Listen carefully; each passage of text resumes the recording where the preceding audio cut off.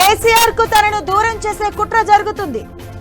MP ఎన్నికల్లో సొంత party వల్లే ఓడించారన్న కవిత.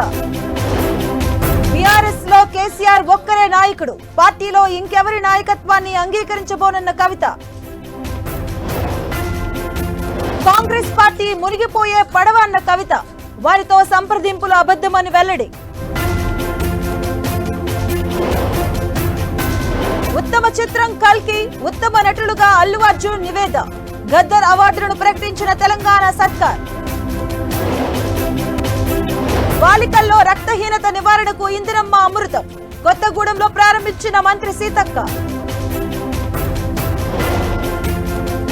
వల్లభనేని వంశీకి మరో షాక్. నకిలీ ఇళ్ల పట్టాల పంపిణీ కేసులో 14 రోజుల రిమాండ్.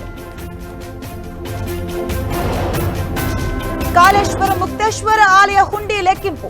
సరస్వతి పుష్కరాల ఆదాయం 2,83,00,000. పీఓకే ప్రజలు మనవాళ్లే, ఏదో ఒక రోజు భారత్ లో ఏకమవుతారన్న రాజ్నాథ్. గూఢచర్యం చేస్తున్న ప్రభుత్వ ఉద్యోగి అరెస్ట్. 7 సార్లు పాక్ కు వెళ్లినట్లు గుర్తించిన అధికారులు. దిగొస్తున్న బంగారం ధర 97,000కు చేరిన తులం గోల్డ్ రేట్.